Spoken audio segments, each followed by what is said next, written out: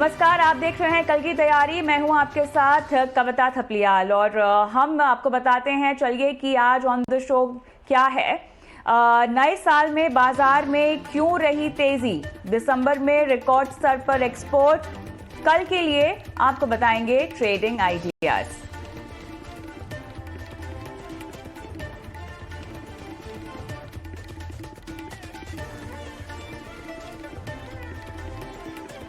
चलिए तो शो की शुरुआत करेंगे सबसे पहले बाजार में आज हुए कारोबार के साथ, जहां पर हफ्ते का या साल का पहला कारोबारी दिन हमने देखा कि काफी अच्छा रहा। नए साल के पहले कारोबारी दिन हमने देखा 13 साल में सबसे बड़ी तेजी दिखाई दी है। लेवल्स की अगर हम बात करें, निफ्टी 271 से ज्यादा और सेंसेक्स 929 अंक चढ़कर बंद हुआ है।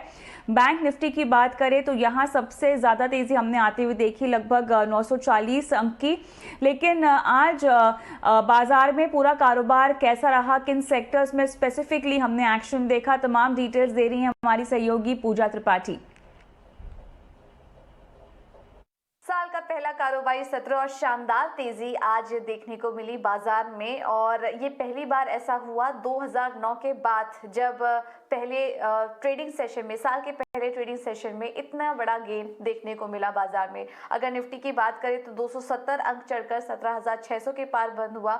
इसके बाद सेंसेक्स में भी अच्छी बढ़त देखी गई, करीब 930 अंक ऊपर बंद हुआ, और बैंक निफ्टी में भी करीब 950 अंकों से के आसपास की बढ़त देखने को मिली। तो आज बैंकिंग शेयरों में सबसे ज्यादा तेजी दिखी। दिसंबर में शानदार बिक्री के आंकड़े भी आए ऑटो के, और उसके चलते हमने देखा आज ऑटो शेयरों में भी अच्छा मोमेंटम था दिन भर। रियल्टी शेयरों में भी जमकर खरीदारी हुई, और कुछ मैनेजमेंट से हमारी बात हुई और उनका कहना था कि रेसिडेंशियल सेगमेंट में जो डिमांड है वो काफी अच्छी दिखाई दे रही है। तो आज अगर फार्मा को छोड़ दे तो सभी सेक्टर इंडेक्स आज हरे निशान में ही कारोबार कर रहे थे, और मेटल शेयरों में भी हमने देखा कि आखिरी कुछ मिनटों में वहां पर भी अच्छी तेजी देखने को मिली है। एक बार आपको बता दें कि निफ्टी के चढ़ने वाले शेयर्स कौन से थे। निफ्टी का टॉप गेनर में आज कोल इंडिया का नाम था, 6.5% ऊपर की क्लोजिंग दी। उसके बाद आई शेयर, बजाज फाइनेंस और बजाज फिनसर्व, ये कुछ ऐसे स्टॉक्स थे जहां पर की अच्छी तेजी देखने को मिली है।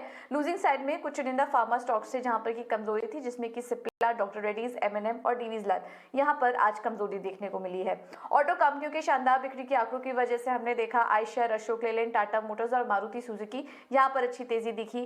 बैंकों में आज काफी अच्छी तेजी थी, और इसमें ICICI bank, axis, HDFC bank, federal bank, IndusInd bank, ये कुछ ऐसे स्टॉक्स थे जहां पर की शानदार तेजी देखने को मिली। बैंक के कुछ प्रोविजनल ग्रोथ के आंकड़े भी आ रहे हैं, जिसमें कि एडवांसेस ग्रोथ कहीं कहीं काफी अच्छी दिख रही है। उसकी वजह से हमने देखा बैंकिंग शेयरों में आज काफी अच्छा रुझान था।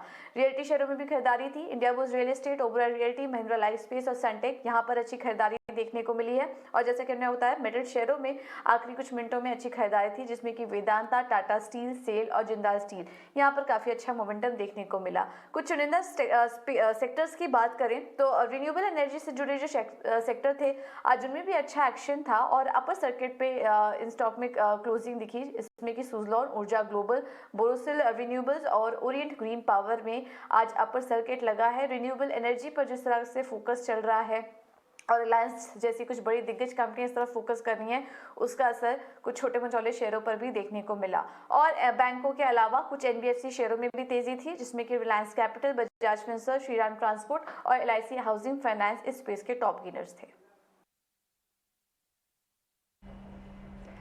चलिए तो शानदार दिन रहा बाजार में आज, और ऐसे में आपको क्या रणनीति बनानी चाहिए और आगे चलकर कितना मुनाफा आपको हो सकता है, किन किन स्पेसिफिक शेयरों में और सेक्टर्स में, ये हम आगे चलकर बात करेंगे। लेकिन उससे पहले बाजार के दिग्गज क्या कहते हैं। आदित्य बिरला सन लाइफ AMC के MD और CEO A बालासुब्रमण्यन का कहना है कि भारतीय बाजार लॉन्ग टर्म बुल रन में है, और उनके मुताबिक इस साल भी आपको बाजार में अच्छे रिटर्न मिलेंगे। 3-4 factors one has to look at in the current year 2022.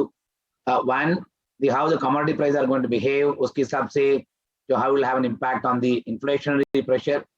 Second, inflationary pressures ke leke the central banks globally the last 2-3 साल से जो liquidity इतना बढ़ा के economy boost करने के लिए किया था, उसका आपको unwinding process कितना smooth हो सकता है और कितना painful हो सकता है। मेरे हिसाब से painful नहीं होंगे, क्योंकि clearly the growth is coming back in a small way.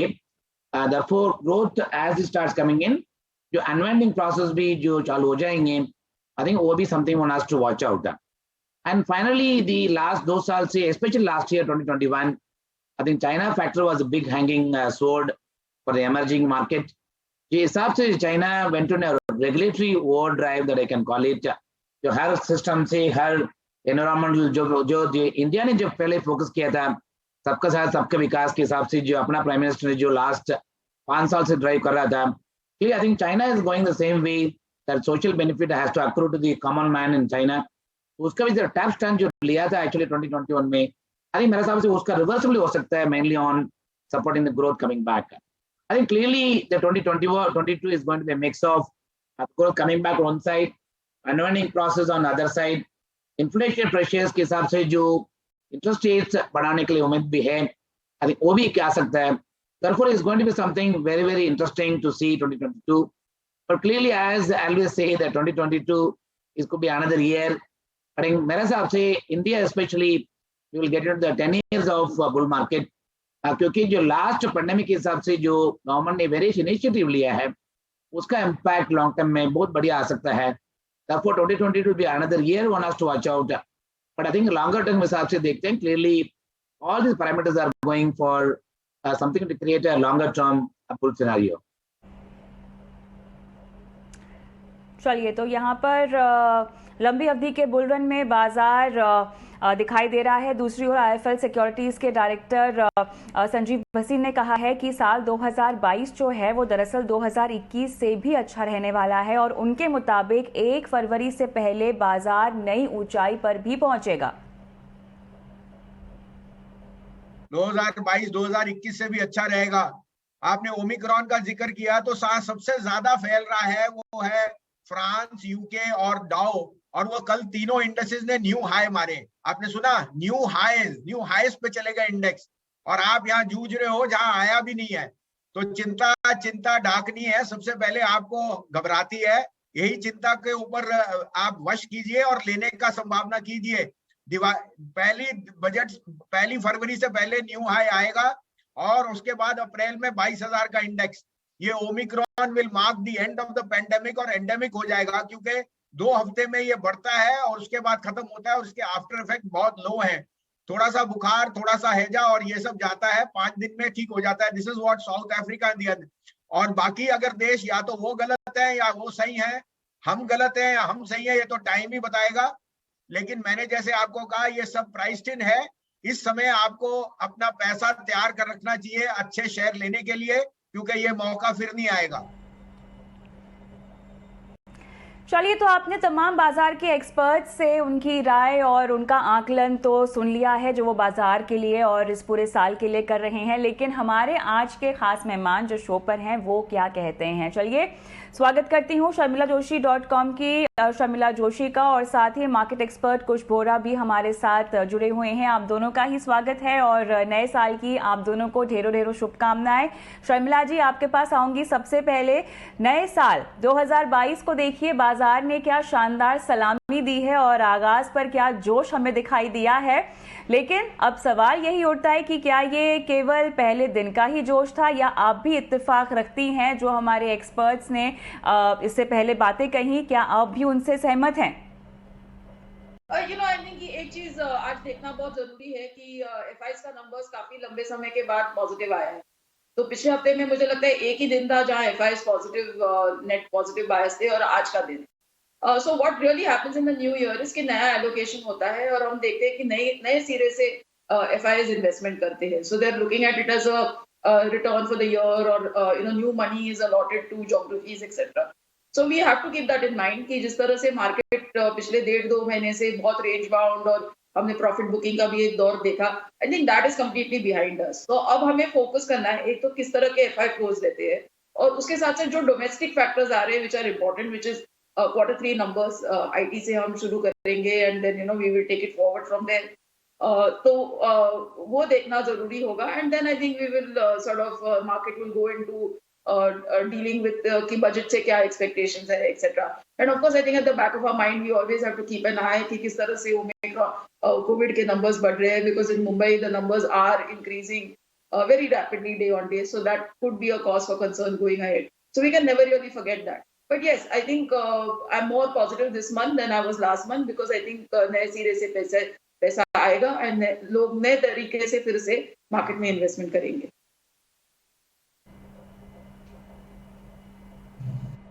Alright, खुश, आपके पास मैं आना चाहती हूँ। लेवल्स के लिहाज से बाजार कैसा दिखाई दे रहा है, चार्ट्स क्या कह रहे हैं, खासतौर से निफ्टी बैंक जो कि 36,500 के करीब हमें दिखाई दिया है आज, और कितना चढ़ने का दमखम रखता है? जी नमस्कार। पहले आपको और ईटी नाउ स्वदेश के सारे दर्शकों को नए साल की बहुत बहुत शुभकामनाएं।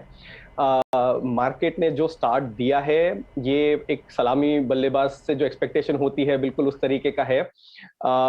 अगर हम लेवल्स की ही बात करें तो इस हफ्ते के शुरुआत में यानी पिछले हफ्ते की जो जनवरी 6 के ऑप्शंस की शुरुआत थी उसमें हमने 17,200 के आसपास बेस बनते देखा था, जहां 17,500 का रेजिस्टेंस बन रहा था निफ्टी पे। आज मार्केट ने जितनी आसानी से उसे क्रॉस किया है उस तरह से लग रहा है कि मार्केट एक नया मोमेंटम पिक कर रहा है और नई फ्रेश बाइंग इमर्ज हो रही है। तो यहाँ पे निफ्टी पे हमारा जो व्यू है या जो इमीडिएट टारगेट रहेगा वो रहेगा 17,900 का। और बैंक निफ्टी पे आपने बिल्कुल सही बताया, बैंक निफ्टी ने आज आउट परफॉर्म किया है निफ्टी को बाय अ गुड 1% पॉइंट। वो इसलिए बिकॉज पीएसयू बैंक्स और प्राइवेट बैंक्स दोनों में फ्रेश बाइंग देखी गई है और उसका कारण जैसा शर्मिला जी ने बताया एफआईआईज पॉजिटिव टर्न हो रहे हैं। पिछले हफ्ते हमने देखे 1 या 2 दिन एफआईआईज की बाइंग फिगर्स आए थे। आज एक्सपेक्टेशन है कि वो नंबर्स और पॉजिटिव आए होंगे। अगर एफआईआईज बायर टर्न होते हैं तो बैंक निफ्टी के लिए ये बहुत ही अच्छा संकेत है। अब जो नए लेवल्स बैंक निफ्टी पे बन रहे हैं वो है 37,200। ये एक रेंज, ये एक लेवल है जहां तक हम बैंक निफ्टी को इमीडिएट बेसिस पे जाते हुए देख सकते हैं।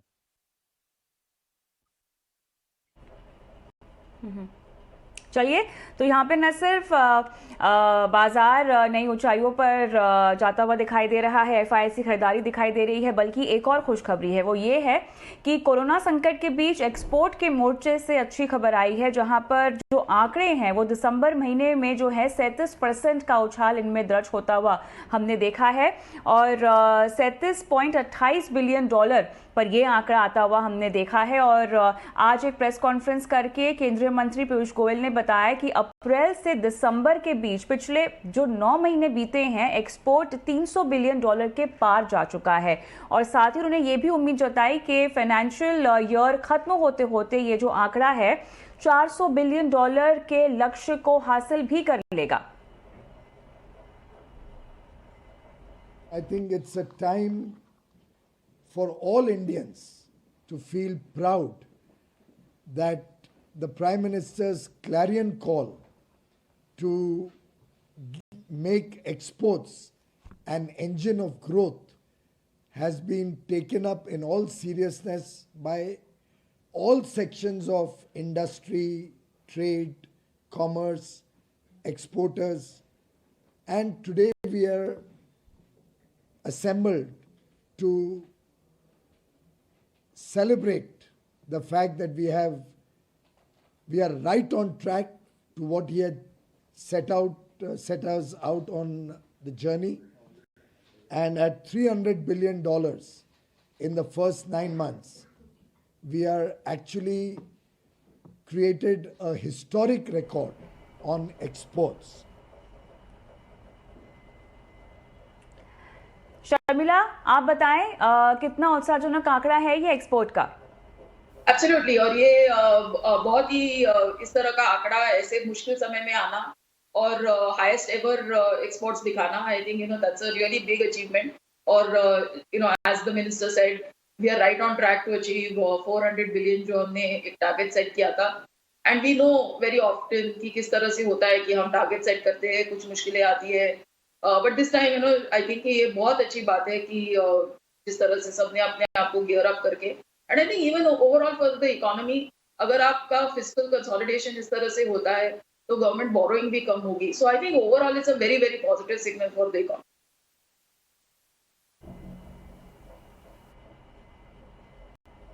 चलिए, एक्सपोर्ट की तो हमने बात कर ली है, लेकिन ऑटो सेक्टर की बात करनी होगी, जहां दिसंबर महीने में हमने देखा कि पैसेंजर कमर्शियल व्हीकल सेगमेंट में ऑटो सेक्टर के जो आंकड़े आए हैं वो उम्मीद से बेहतर रहे हैं। हालांकि अगर हम टू व्हीलर्स और ट्रैक्टर की बिक्री आंकड़ों को देखें तो यहाँ थोड़ी सी निराशा हाथ लगी है।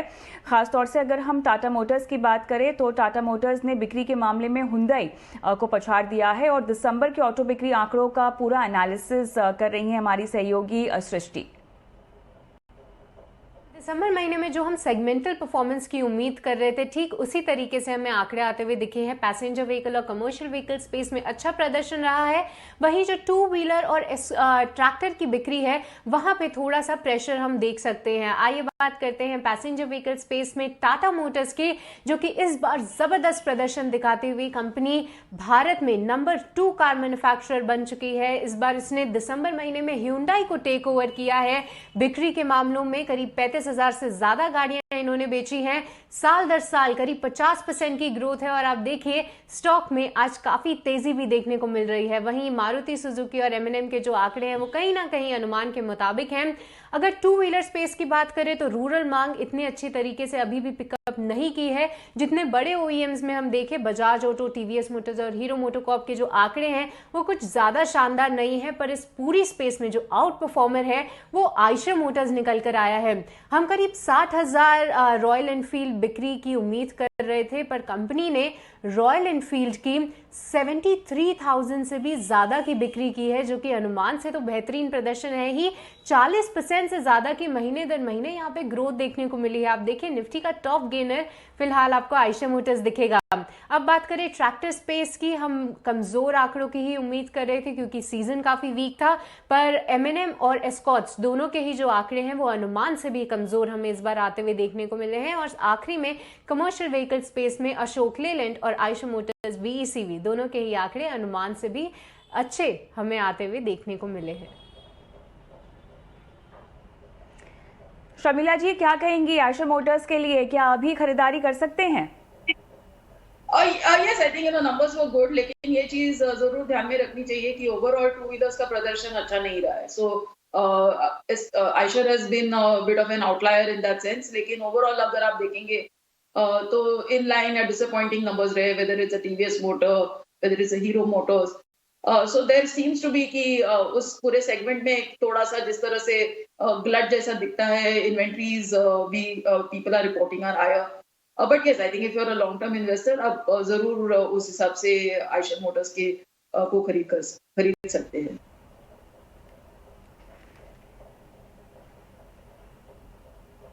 कुश, आपका क्या टेक रहेगा? जी, मैं आयशर और टाटा मोटर्स दोनों पे राय देना चाहूंगा एफआई में। आयशर काफी अच्छा मोमेंटम दिखा रहा है यहाँ पे और एक फ्रेश ब्रेकआउट तो उन्होंने इसने काफी समय पहले ही दे दिया था, बट एक इमीडिएट बेसिस पे 2800 के टारगेट से आयशर मोटर खरीदा जा सकता है। टाटा मोटर्स एक्चुअली इससे भी जरा बेहतर परफॉर्मेंस दिखा रहा है चार्ट्स पे। इसका इमीडिएट रेजिस्टेंस एक है 500 के लेवल्स पे। मल्टीपल टाइम्स यहाँ पे स्टॉक ने रेजिस्टेंस फेस किया है, लेकिन अगर ये थ्रेशोल्ड क्रॉस हो जाता है इस मोमेंटम में तो 515 से 520 के लेवल्स जो हैं इस स्टॉक पे इमीडिएटली देखने को मिल सकते हैं।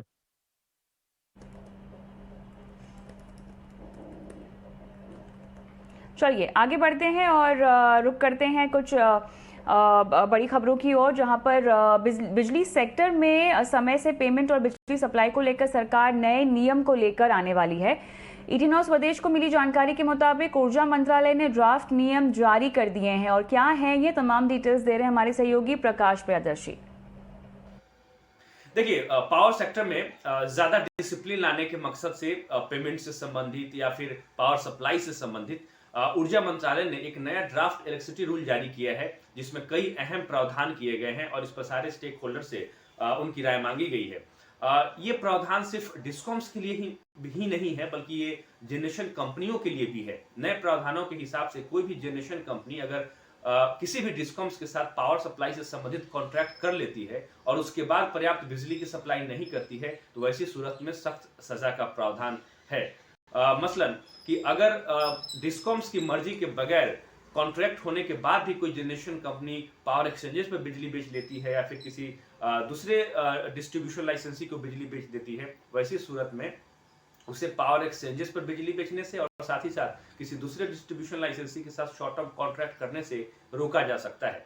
पहले वायलेशन में अगर पहली बार इसकी कॉन्ट्रैक्ट की अवहेलना होती है तो 3 महीने की सजा है। दूसरी बार भी अगर अवहेलना की जाती है तो 6 महीने की सजा है, और अगर तीसरी बार भी इस तरह की अवहेलना होती है तो हर इस तरह के वायलेशन पे 1 साल की सजा है। मतलब कि जनरेशन कंपनी को इस तरह के वायलेशन करने पे पावर एक्सचेंजेस पर जाने से रोका जाएगा, साथ ही साथ वो शॉर्ट टर्म कॉन्ट्रैक्ट भी नहीं कर सकते हैं। तो ये बेसिकली डिस्कॉम्स के फायदे के लिए किया गया है, लेकिन डिस्कॉम्स की भी जवाबदेही तय की गई है कि अगर डिस्कॉम जनरेशन कंपनियों के बकाये का भुगतान नहीं करती हैं समय पर, तो लेट पेमेंट तो देना, चार्जेस तो देना ही होगा, साथ ही साथ उन्हें दूसरे मीडियम से भी बिजली खरीदने से रोका जा सकता है। इस पर सारे स्टेक होल्डर्स की राय मांगी गई है। उसके बाद ऊर्जा मंत्रालय जो फाइनल रूल्स जो है उसको जारी करेगा। चलिए बात करते हैं अब सिनेमा हॉल्स की, जहां पर कोरोना के बढ़ते मामलों को देखकर नियमों को लेकर बढ़ती सख्ती से सिनेमा हॉल्स को भी झटका लगा है, और किस तरह से झटका लगा है तमाम डिटेल्स हमारी सहयोगी पूजा त्रिपाठी दे रही हैं। अभी जो कोरोना के बढ़ते मामले हैं और नए वेरिएंट की जो चिंता है, उससे अब देख रहे हैं हम धीरे धीरे काफ़ी ज़्यादा रेस्ट्रिक्शंस बढ़ते जा रहे हैं, और आने वाले समय में उसका जो असर है वो मल्टीप्लेक्स पर भी देखने को मिल सकता है। सिनेमा हॉल का आने वाले समय में बुरा हाल हो सकता है, क्योंकि काफ़ी जो बड़ी रिलीज होने वाली थी, अब उनकी जो तारीख है, रिलीज डेट है, वो टल गई है। जर्सी की जो हाल ही में रिलीज होने वाली थी 31 दिसंबर को, उसकी रिलीज डेट टल चुकी थी, और अब नया अपडेट आया है कि बिग बजट मूवी जिसका कि सबको इंतजार था, RRR, वो भी टल चुकी है, और 7 जनवरी को ये मूवी रिलीज होनी थी। लेकिन जिस तरह से केसेस बढ़ रहे हैं इस वक्त, उसकी वजह से ये निर्णय लिया गया है। रेस्ट्रिक्शंस हम आपको एक एक करके बताते हैं कि किस वजह से ये निर्णय लिया जा रहा है फिल्म मेकर्स की तरफ से। पहले तो ये कि महाराष्ट्र और राजस्थान में जो दर्शकों की ऑक्यूपेंसी थी, वहां पर कमी देखी गई है, 50% की कमी वहां पर देखने को मिल रही है। कैप भी लगा दिया गया है वहां की सरकारों ने मल्टीप्लेक्सेस पर। इसके अलावा हरियाणा में भी गवर्नमेंट ने अनाउंस कर दिया है कि सिनेमा हॉल पर हरियाणा के करीब 4-5 सिटी में जो सिनेमा हॉल है वो 2 से 12 जनवरी तक बंद रहेंगे। तो ये अनाउंसमेंट वहां से ली गई है, और इसका इम्पैक्ट ये माना जा रहा है कि जनवरी में अगर ये सारी मूवीज रिलीज होती तो करीब 1200 करोड़ की आय होने का अनुमान था।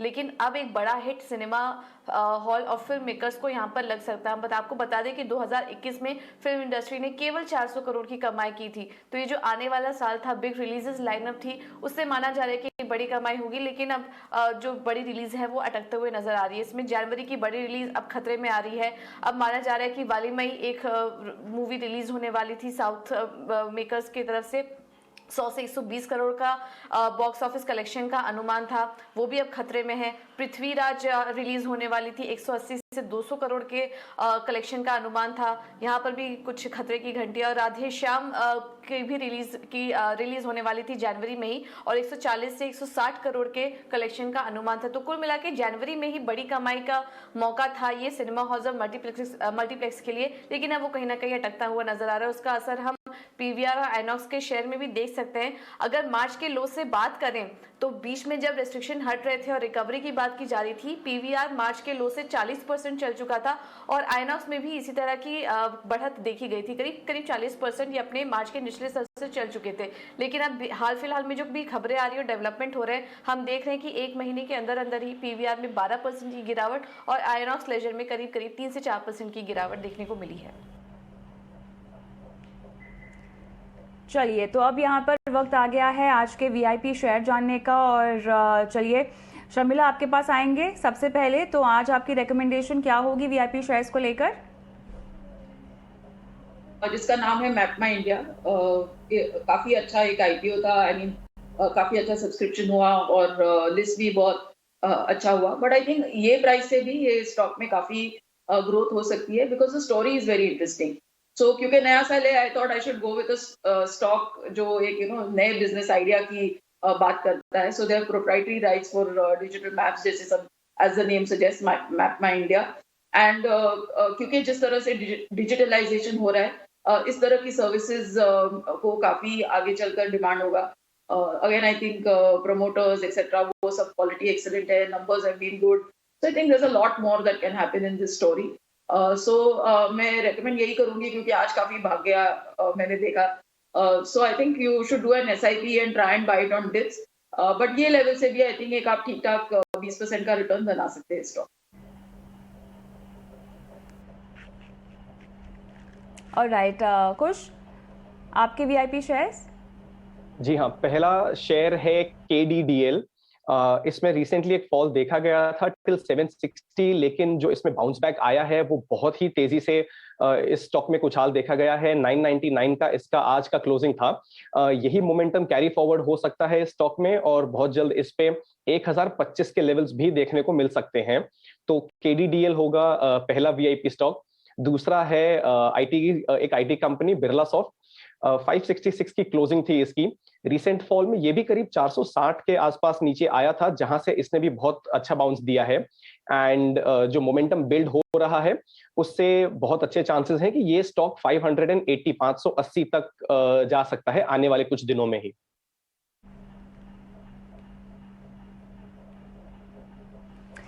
ऑलराइट, चलिए, तो ये है वो तमाम वीआईपी शेयर जहां पर आप थोड़ा थोड़ा करके निवेश की रणनीति बना सकते हैं। बहुत बहुत शुक्रिया आप दोनों का इस खास पेशकश में आज शामिल होने के लिए। और इसी के साथ मुझे भी इजाज़त दें और तमाम खबरों की अपडेट के लिए देखते रहिए ET9 स्वदेश। नमस्कार।